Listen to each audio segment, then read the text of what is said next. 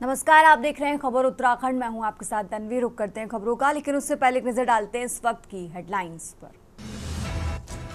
गौचर मेले में पहुंचकर सीएम पुष्कर सिंह धामी ने किया शुभारंभ। 7 दिनों तक हर रोज होंगे कई आयोजन।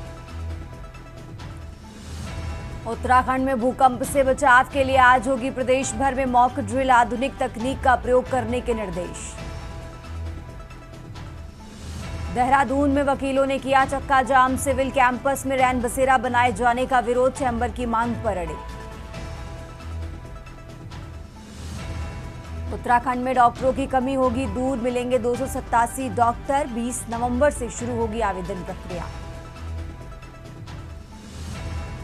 उत्तराखंड में उपनल कर्मचारियों के धरने का आज चौथा दिन। कैबिनेट के फैसले पर भी नाखुश। बोले सरकार गुमराह कर रही।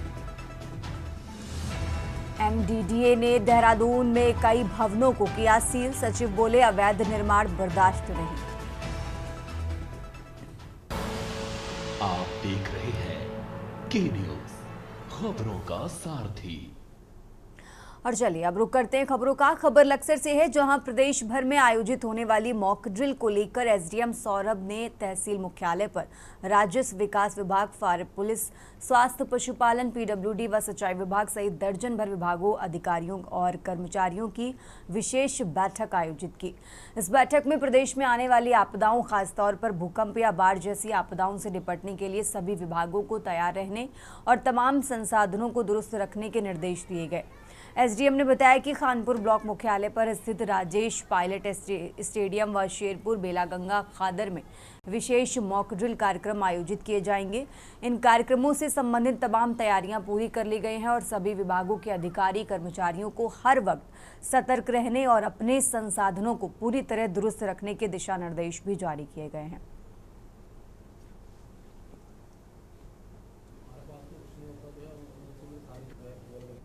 यहाँ पर रखी गई है लक्सर में भी, तो उसमें हमने एक स्थान चिन्हित किया गया है शेरपुर बेला। तो उसी सिलसिले में आज यहाँ पर मीटिंग बुलाई गई थी। जो इंसिडेंट रिस्पांस सिस्टम है उसमें जितने भी सारे अधिकारी हैं उनको यहाँ पर बुलाया गया था। उनको उनकी रोल्स एंड रिस्पॉन्सिबिलिटीज़ के बारे में बताया गया और कल जितने भी संसाधन हैं और वो लेके जो डिपार्टमेंट्स के पास हैं वो अपने कर्मचारियों के साथ वहाँ पर जो हमारा स्टेजिंग एरिया बनेगा, जो खानपुर एक स्टेडियम है वहाँ पर स्टेजिंग एरिया बनेगा, वहीं से मॉक ड्रिल की स्टार्ट होगी। तो वहाँ पर सबको पहुँचने के लिए कहा गया है। आगे बढ़ते हैं खबरों में। उत्तराखंड हाईकोर्ट में प्रदेश भर के सरकारी अस्पतालों में बदहाल स्वास्थ्य सेवाओं को लेकर दायर जनहित याचिका पर सुनवाई हुई। मामले की सुनवाई के बाद कोर्ट की खंडपीठ ने डायरेक्टर जनरल हेल्थ सहित सचिव हेल्थ को कोर्ट में पेश होने को कहा। मामले की सुनवाई के लिए कोर्ट ने 17 नवंबर की तारीख तय की है। आपको बता दें कि राज्य विधिक सेवा प्राधिकरण ने उच्च न्यायालय में जनहित याचिका दायर कर कहा कि प्रदेश भर के सरकारी अस्पतालों में मरीजों को मूलभूत सुविधाएं मिल रही हैं और न ही हॉस्पिटलों में बेहतर इलाज की सुविधाएं उपलब्ध हैं। स्टाफ की कमी और खराब पड़ी मशीनों के चलते मरीजों को हायर सेंटर रेफर कर दिया जाता है। याचिका में यह भी कहा गया कि कई हॉस्पिटल में इंडियन हेल्थ स्टैंडर्ड के मानकों की कमी है।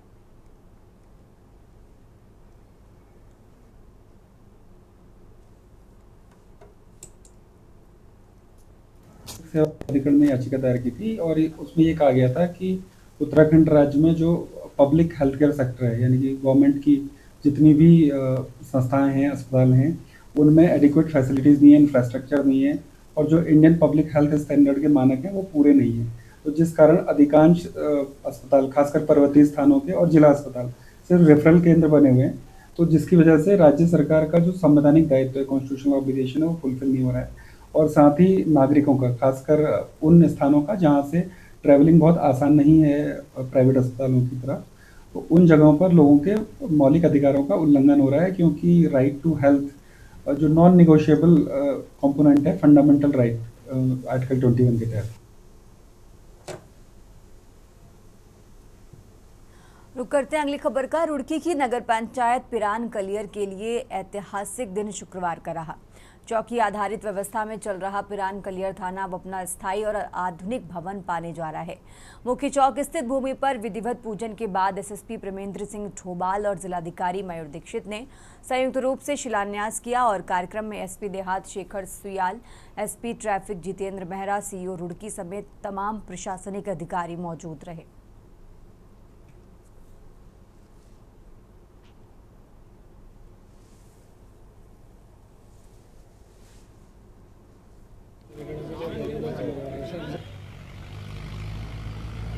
देखिए, यहाँ पर राज्य सरकार के द्वारा एक अनुमोदित प्रोजेक्ट है जिसमें कि थाना पिरान कलियर का प्रशासनिक जो उनका एडमिनिस्ट्रेटिव बिल्डिंग है उसके लिए यहाँ पर भूमि चयनित की गई थी। उसमें राज्य सरकार के द्वारा धनराशि भी अवमुक्त कर दी गई है। आज उसका भूमि पूजन किया गया है और अगले 1 साल में टारगेट है कि यहाँ पर थाना बन के तैयार हो जाएगा, जिससे निश्चित तौर पर इस पूरे एरिया में जो पुलिस की प्रेजेंस है, लॉ एंड ऑर्डर है, उसमें भी सहूलियत होगी। सर, कितनी लैंड का हमने नपाई करा ली थी, कुछ अवैध अतिक्रमण था जिसको रिमूव कर दिया गया था और अभी इस पूरी लैंड पे बाउंड्री वॉल का कंस्ट्रक्शन भी करेंगे जिससे कि अवैध अतिक्रमण ना हो पाए। आगे बढ़ते खबरों में, देहरादून में भारत सरकार की युवा आपदा योजना के तहत चमोली जनपद के 50 एनसीसी कैडेट्स का 14 से 20 नवंबर तक ओल्ड बुचड़ी गढ़ी कैंट में आपदा प्रबंधन प्रशिक्षण शुरू हो गया है। प्रशिक्षण का शुभारंभ हुआ और कार्यक्रम में कैडेट्स को भूकंप, भूस्खलन, बाढ़, जंगल की आग, CNBR, न्यूक्लियर बायोलॉजिकल जैसे तमाम फोन उपयोग सहित कई विषयों पर विस्तृत जानकारी दी गई है। इस प्रशिक्षण का उद्देश्य कैडेट्स को फर्स्ट रिस्पॉन्डर के रूप में तैयार करना है ताकि आपदा के दौरान तुरंत राहत बचाव काम सुनिश्चित किया जा सके।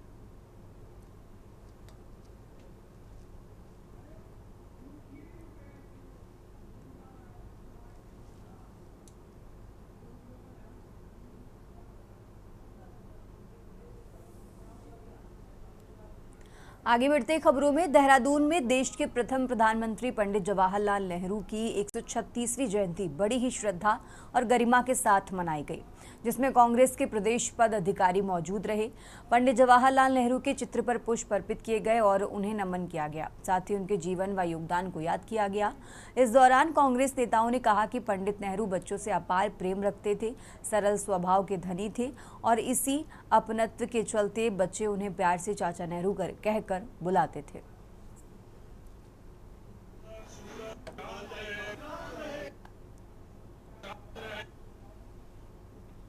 और अब खबर रामनगर से है, जहां स्थित PNG राज्य के स्नातकोत्तर महाविद्यालय के 50 साल पूरे होने पर महाविद्यालय प्रशासन द्वारा महाविद्यालय में 2 दिवसीय स्वर्ण जयंती महोत्सव कार्यक्रम का आयोजन किया गया।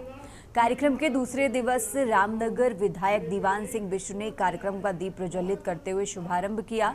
विधायक दीवान सिंह बिष्ट ने महाविद्यालय के स्वर्ण जयंती महोत्सव के अवसर पर महाविद्यालय परिवार व छात्र छात्राओं को बधाई देते हुए कहा कि महाविद्यालय ने जहां एक और इन 50 सालों में अपने कई कीर्तिमान स्थापित किए, तो वहीं महाविद्यालय में शिक्षा ग्रहण करने के साथ ही खेलों व शिक्षा जगत में भी छात्र छात्राओं ने कई पदक जीतकर महाविद्यालय का गौरव बढ़ाया।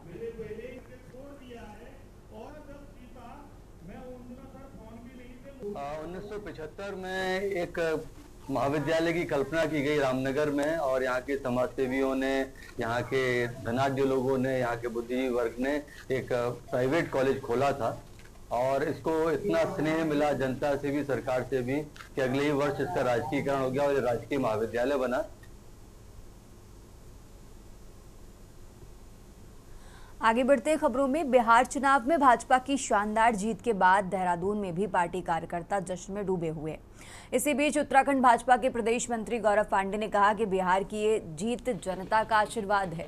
राष्ट्रीय नेतृत्व को धन्यवाद भी दिया और अब 2027 में भी उत्तराखंड में भाजपा ही सरकार बनेगी। उन्होंने आगे कहा कि 2027 का चुनाव भी मुख्यमंत्री पुष्कर सिंह धामी के नेतृत्व में लड़ा जाएगा और 2027 में फिर धामी जी के नेतृत्व में ही सरकार बनेगी। धामी एक बार फिर मुख्यमंत्री पद की शपथ लेंगे।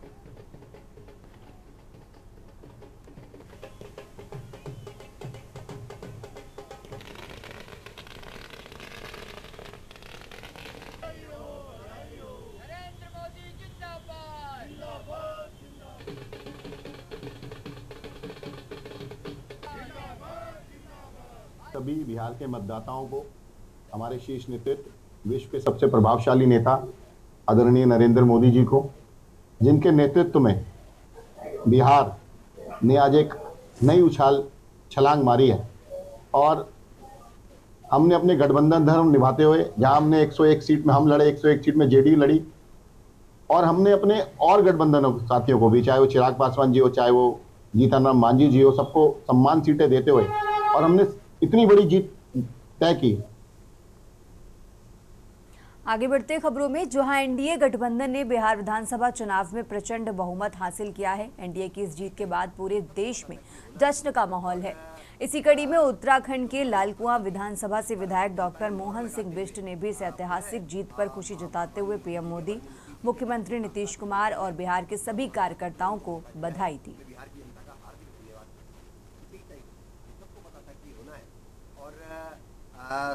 जो हमारी आशा थी इसी तय था, हम सबको पता था कि होना है, और जो हमारी आशा थी उस पर जनता ने मुहर लगाते हुए पुनः माननीय मोदी जी के, माननीय नीतीश जी के कामकाज को देखते हुए उस पर मुहर लगाते पुनः उनको मौका दिया है। मैं बिहार की जनता का हार्दिक धन्यवाद करता हूँ। आगे बढ़ते खबरों में, जहां एक तरफ एसडीआरएफ को देवदूत माना जाता है, वहीं दूसरी ओर आपदा जैसी हर चुनौती का डटकर मुकाबला करने को तत्पर रहती है। तो वहीं खेलों में भी एसडीआरएफ प्रदेश व देश का नाम रोशन कर रही है। बता दें कि गाजियाबाद स्थित 8वीं बटालियन एनडीआरएफ में आयोजित राष्ट्रीय सीबीआरएन प्रतियोगिता में एसडीआरएफ उत्तराखंड ने उत्कृष्ट प्रदर्शन करते हुए द्वितीय स्थान प्राप्त किया। प्रतियोगिता में केंद्रीय गृह राज्य मंत्री नित्यानंद राय द्वारा टीम को ट्रॉफी एवं करीब 75,000 रुपए की धनराशि दी गई है।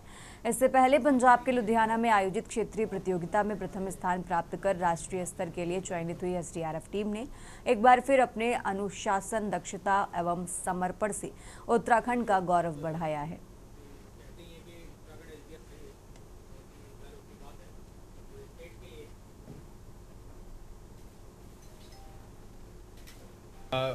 इस साल से एनडीआरएफ के द्वारा, राष्ट्रीय आपदा प्रतिपादन बल के द्वारा जो देश की विभिन्न एसडीआरएफ हैं उनके बीच में प्रतिस्पर्धा कराने के लिए और उनकी कैपेसिटी बिल्डिंग के लिए अलग अलग डोमेन में कंपटीशन कराए गए थे, और जिसमें एक कंपटीशन अप्रैल में हुआ था जो कि नेशनल लेवल का CSSR कंपटीशन था, और उसमें देश भर की विभिन्न एसडीआरएफ ने पार्टिसिपेट किया था, और उसमें उत्तराखंड के एसडीआरएफ को द्वितीय स्थान प्राप्त हुआ था। और जो कल ही संपन्न हुई नेशनल लेवल सीबीआरएन कंपटीशन में भी उत्तराखंड एसडीआरएफ द्वितीय स्थान प्राप्त हुआ है। ये जो कंपटीशन हुआ था ये जोन वाइज हुआ था, north zone, south zone, west zone, east zone. जो उत्तराखंड के एसडीआरएफ हो नॉर्थ जोन में वो फर्स्ट नंबर आया था उसका, और उसके बाद इनका जो एक फाइनल कंपटीशन है सभी जोन्स का वो गाजियाबाद में 11, 12, 13 को संपन्न हुआ, और इसमें एसडीआरएफ ने दूसरा स्थान प्राप्त किया। और अब खबर देहरादून से है, जहां उत्तराखंड साइबर पुलिस और एसटीटीएफ की टीम ने डिजिटल अरेस्ट के मामले में मास्टरमाइंड और उसके साथी को बेंगलुरु से गिरफ्तार किया है। पकड़ा गया मुख्य अभियुक्त किरण और उसकी साथी के खिलाफ 24 शिकायतें अलग अलग थानों में दर्ज की गई थी, जिसकी जांच एसटीएफ कर रही थी। एसटीएफ मिली लीड और मोबाइल लोकेशन और आईपी एड्रेस को ट्रैक करके इस मास्टरमाइंड तक एसटीएफ पहुंची है। अब तक ये साइबर अपराधी लगभग 84 लाख रुपए की ठगी को अंजाम दे चुका है।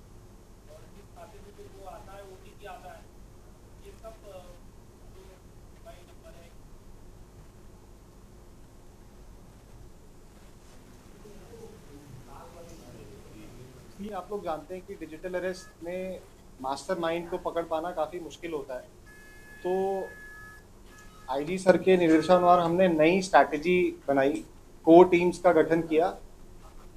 उसके चलते हमें एक सफलता हासिल हुई है। उसमें हम एक मुकदमा हमारे गढ़वाल रीजन में है, एक कुमाऊं रीजन में है, जिसमें अराउंड टोटल 87 लाख का डिजिटल अरेस्ट में फ्रॉड हुआ है। साइमल्टेनियसली आपके नोएडा साइबर सेल में भी ये 3 करोड़ का मुकदमा पंजीकृत है, एंड बाकी इसमें अराउंड वेस्ट बंगाल, तेलंगाना, राजस्थान, हिमाचल प्रदेश, इसमें भी मोर देन 20 स्टेट्स हैं जहां की कंप्लेंट्स हमें मिली हैं, उसमें जांच चल रही है कि एफआईआर पंजीकृत है कि नहीं है। और अब खबर खटीमा से है, जहां हेमवती नंदन बहुगुणा स्नातकोत्तर महाविद्यालय में फीस बढ़ोतरी और कॉलेज प्रशासन की मनमानी के खिलाफ छात्र संघ का आक्रोश उफन पड़ा है। नाराज छात्रों ने कॉलेज परिसर में तालाबंदी कर जमकर नारेबाजी की। विरोध के दौरान छात्रों ने कॉलेज प्रशासन का पुतला फूंक कर अपना आक्रोश भी जताया। छात्रों का कहना था कि बिना पूर्व सूचना के फीस बढ़ाना विद्यार्थियों पर अचानक आर्थिक बोझ डालने जैसा है। उन्होंने आरोप लगाया कि प्रशासन मनमानी कर रहा है और छात्रों की समस्याओं को सुनने से भी बच रहा है। मौके की नज़ाकत को देखते हुए स्थानीय पुलिस भी मौके पर पहुंची और स्थिति का जायजा लिया। हालांकि स्थिति नियंत्रण में हो गई है, लेकिन छात्रों का आक्रोश लगातार बढ़ता रहा।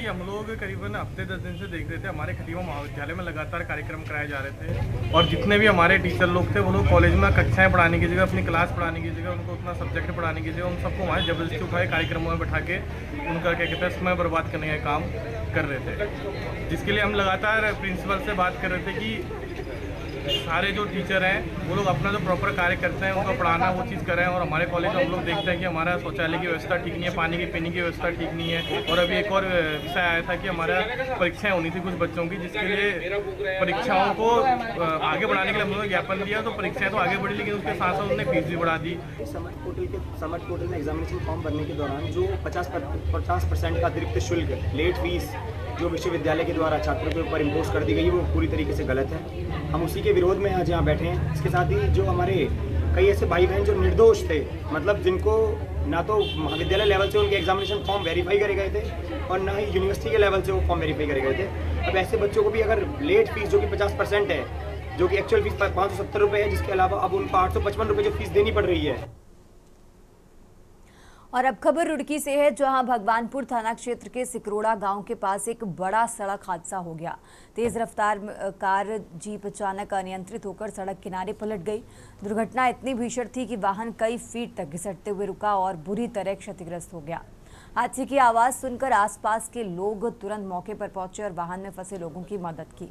गनीमत ये रही कि वाहन में सवार सभी लोगों की जान बच गई और उन्हें केवल हल्की फुल्की चोटें आई हैं और किसी बड़ी जनहानि की सूचना नहीं है।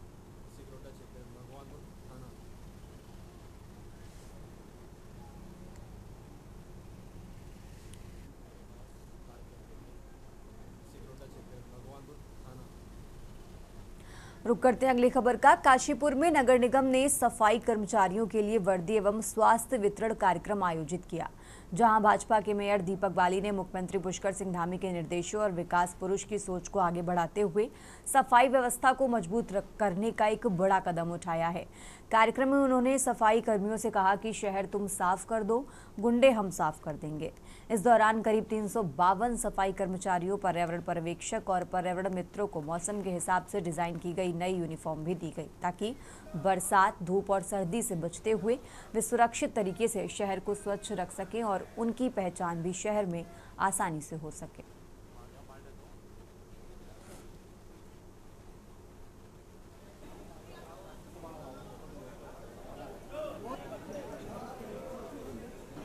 ये हमारे युवा एवं सशक्त अपने कामों को लेकर एक अलग पहचान बनाने वाले माननीय मुख्यमंत्री श्री पुष्कर सिंह धामी जी के नेतृत्व में उनके अवसरीय सहयोग के साथ और सभी पार्षद दलों के सहयोग के साथ और हमारे नगर निगम के अधिकारी और कर्मचारियों के साथ मिलकर आज यहाँ पर अपने पर्यावरण मित्रों के लिए वर्दी वितरण एवं उनके स्वास्थ्य को ध्यान में रखते हुए जो किट है हमारी, जिसमें कई तरीके की दवाइयाँ मौजूद हैं, उन सैनिटाइज के आइटम मौजूद हैं, उनके साथ इस वितरण कार्यक्रम को रखा गया है।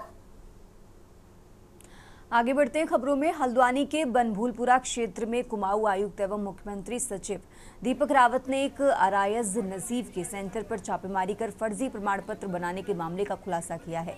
ये कार्रवाई उस शिकायत के बाद हुई जो जनता मिलन कार्यक्रम के दौरान एक व्यक्ति द्वारा की गई थी। शिकायत में कहा गया कि रईस अहमद नामक व्यक्ति, जो मूल रूप से बरेली का निवासी है और कुछ समय से हल्द्वानी में रह रहा है, उस किसी अन्य व्यक्ति के दस्तावेजों का इस्तेमाल कर नकली स्थायी निवास प्रमाण पत्र बनवाया गया है। छापेमारी के दौरान आयुक्त दीपक रावत ने बताया कि जांच में सामने आया कि तहसील में कार्यरत फैजान मकरानी ने एक व्यक्ति के मोबाइल नंबर का दुरुपयोग कर OTP प्राप्त किया और उसके साथ 2 फर्जी स्थायी निवास प्रमाण पत्र बना दिए। सूत्रों के मुताबिक क्षेत्र में लंबे समय से नकली कागजात और प्रमाण पत्र बनाने का काम गुपचुप तरीके से किया जा रहा था।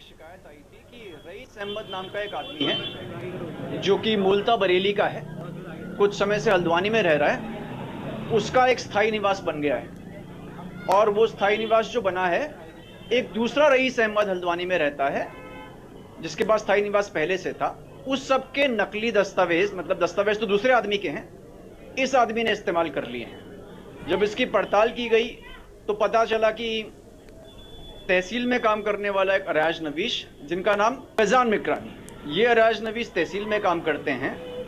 इनके पास कोई और व्यक्ति आय प्रमाण पत्र बनाने गए थे, तो उस व्यक्ति का मोबाइल नंबर इन्होंने इस्तेमाल कर लिया। उसमें OTP को मंगा के उनके मोबाइल नंबर से आवेदन करवा के 2 नकली फर्जी नकली स्थायी निवास बना दी।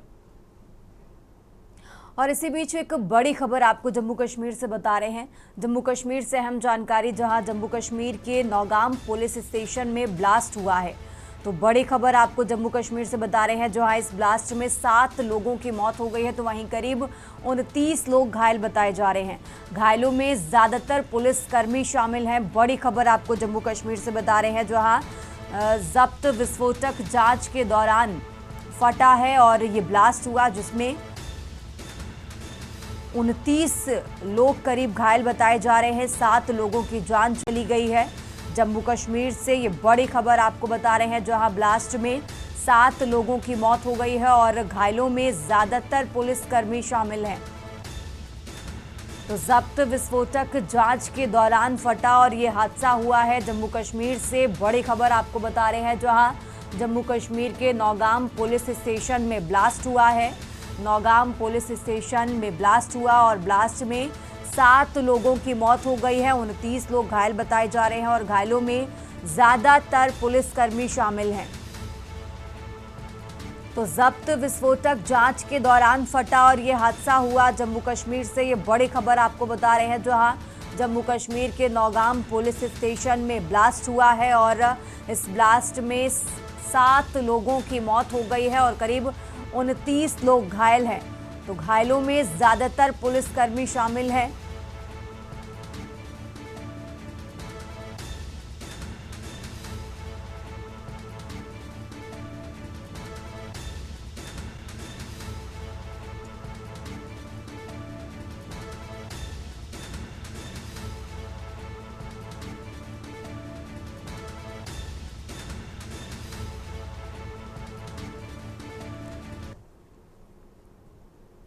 तो फिलहाल इस बुलेटिन में बस इतना ही। आप देखते रहिए के न्यूज़ इंडिया।